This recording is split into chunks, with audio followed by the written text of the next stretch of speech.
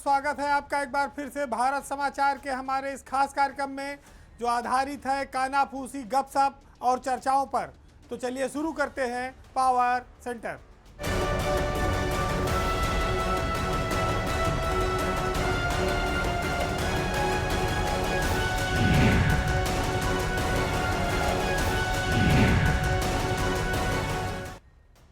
भारत की सियासत में चापलूसों ने हर दौर में नए नए देवी और देवता पैदा किए हैं। ये कोई नई बात नहीं है। ऐसा वो इसलिए करते हैं जिससे हाई कमान की नज़रों में उनके नंबर बढ़ जाए या सियासत में उनका कद बढ़ जाए। विधायक जी खुले मंच से अंबेडकर के सम्मान में बोलते बोलते बोल गए कि पत्थरों की पूजा करने में कुछ नहीं रखा है, पत्थर तो बेजान है, बोलते नहीं हैं। आज के भगवान योगी और मोदी हैं।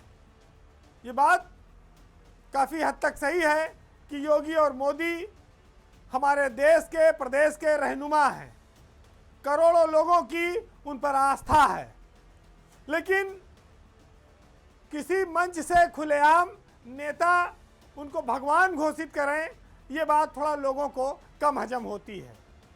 आज हम आपको पहले विधायक श्याम प्रकाश जो हरदोई से बीजेपी के विधायक हैं उनका बयान सुनवाते हैं, फिर आगे इस पर नजर डालेंगे। हमारे योगी जी और मोदी जी निश्चित ही एक भगवान के रूप में अगर उनको मान लें तो कोई बुराई नहीं है, क्योंकि वो हमको कुछ कर दे सकते हैं। उनमें हमको कुछ देने की क्षमता है। पत्थरों के आगे गिड़गिड़ाओगे वो आपको कुछ देने वाले नहीं है।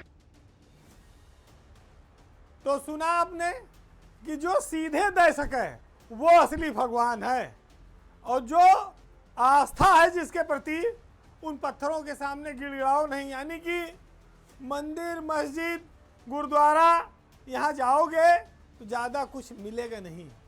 अगर कुछ जीवन में हासिल करना है तो फिर सीधे राजनीतिक भगवानों की शरण में जाओ। हालांकि योगी हो या मोदी हो, वो भी अंबेडकर को, दलित समाज के और महापुरुषों को भगवान के तौर पर खुद ही मानते हैं। लेकिन विधायक श्याम प्रकाश अब उन्होंने अंबेडकर को छोटा करके राजनेताओं को बड़ा भगवान घोषित कर दिया है।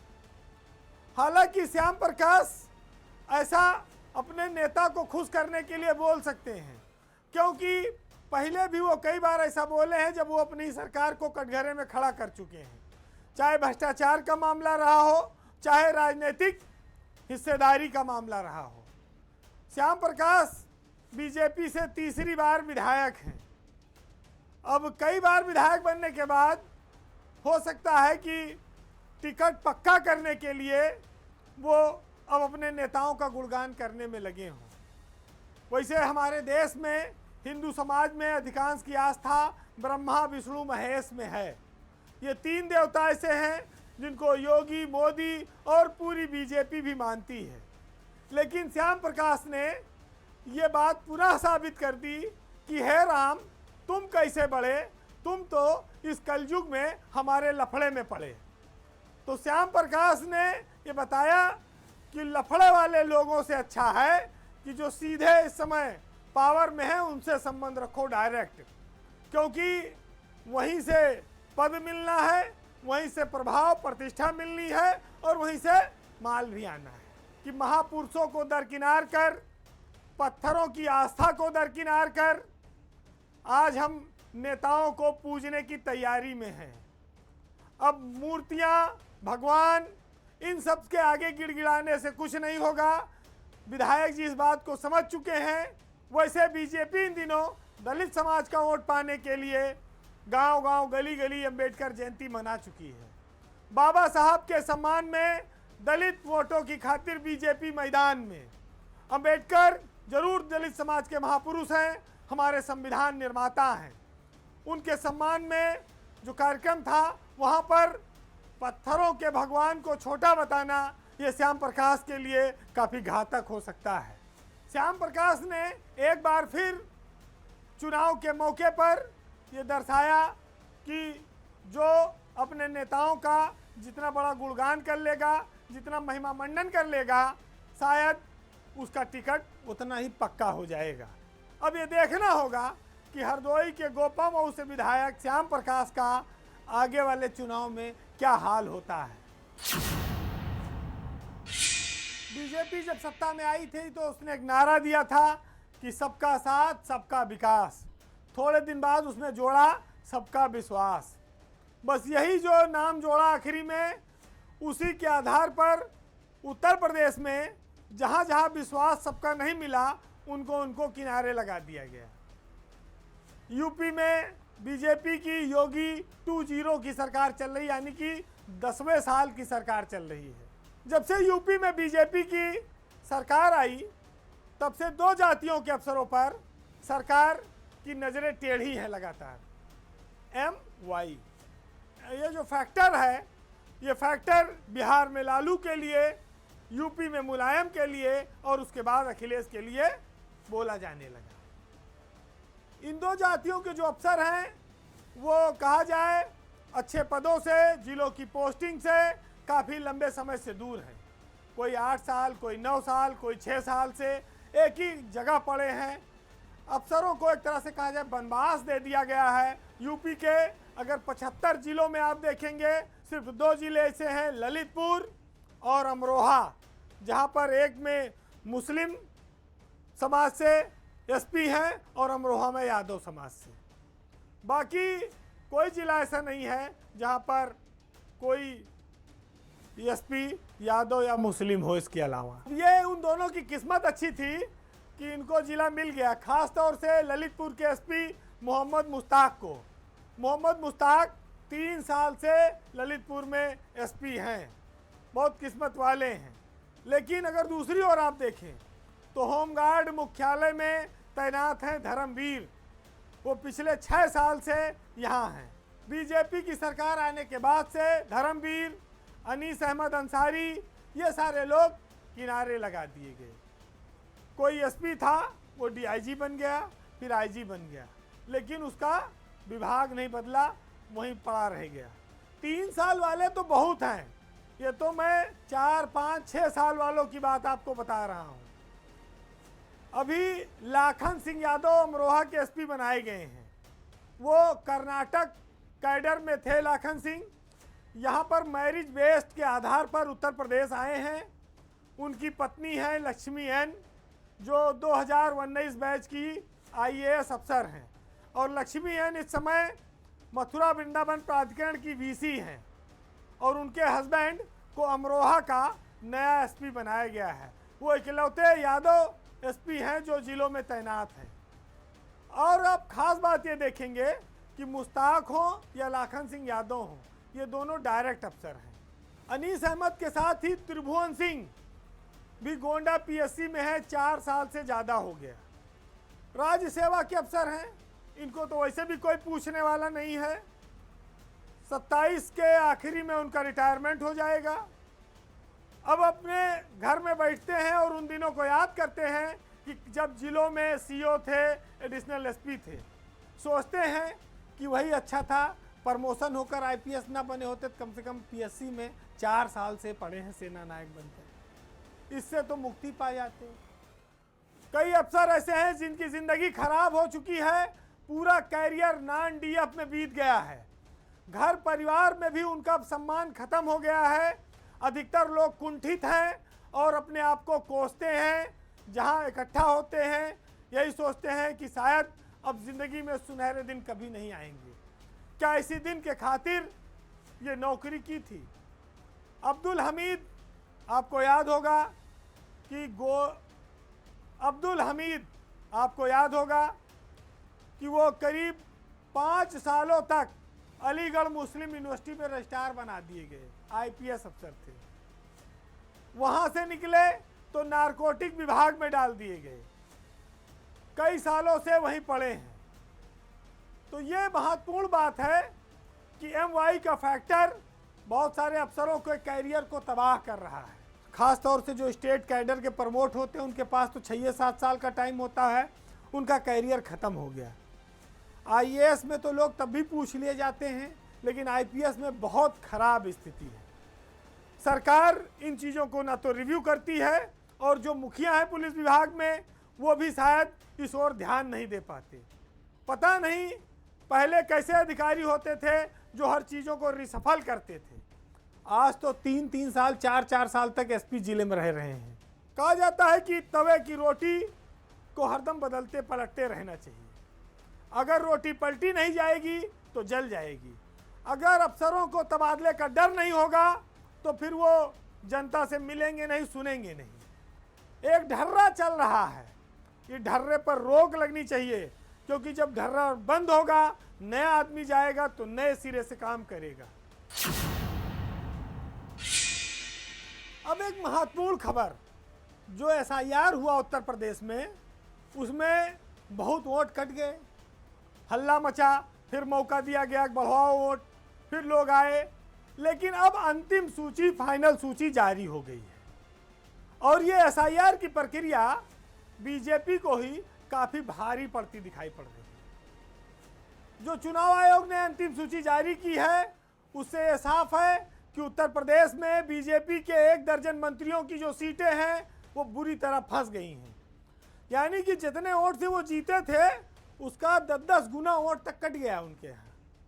अब उनको जीतने के लाले पड़ जाएंगे, वो उस सीट से लड़ पाने की हिम्मत जुटा पाएंगे कि नहीं, ये भी कहना बड़ा मुश्किल है। जो आंकड़े हैं वो भाजपा को बहुत ज़्यादा चौंकाते हैं और डराते भी हैं। आज मैं आपका ध्यान दिलाता हूं कि लखनऊ जो राजधानी है प्रदेश की, वहां सबसे ज़्यादा vote deputy CM Brajesh Pathak के कैंट विधानसभा क्षेत्र पे कटा है। 1,25,000 नाम कटे हैं ब्रजेश पाठक के कैंट विधानसभा में, और ब्रजेश पाठक चुनाव 40,000 से जीते थे। 1,25,000 कट गया, 40,000 से वो जीते थे। वित्त मंत्री हैं सुरेश खन्ना।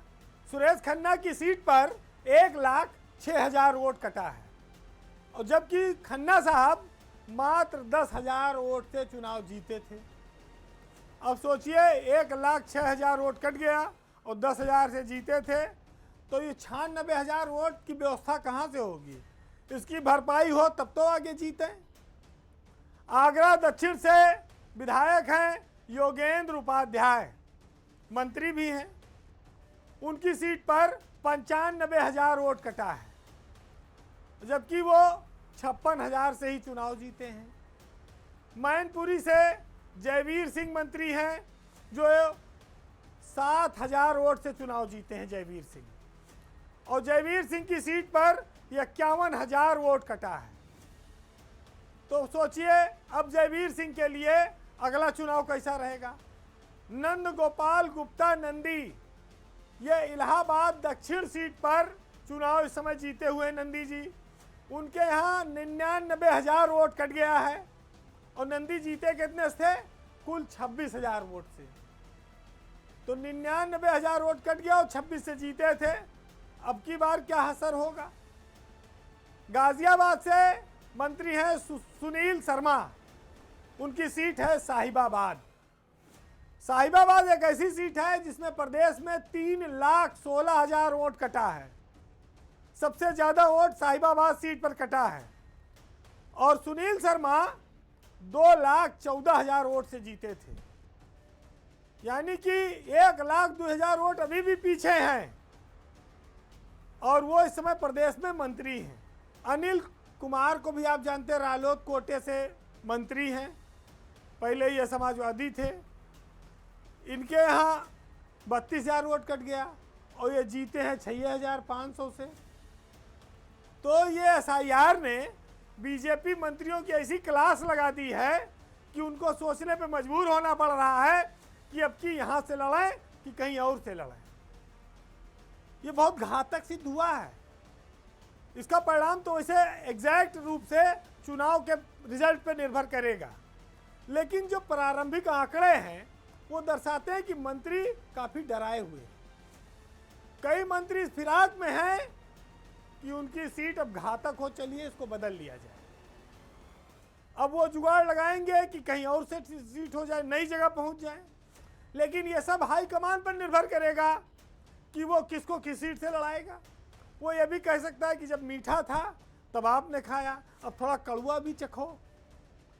तो जो नया जाएगा वो भी तो डरा रहेगा कि यहाँ पर वोटें नहीं पार्टी का, हमें दे दिए, हम यहीं लेट जाएं, पता लगा।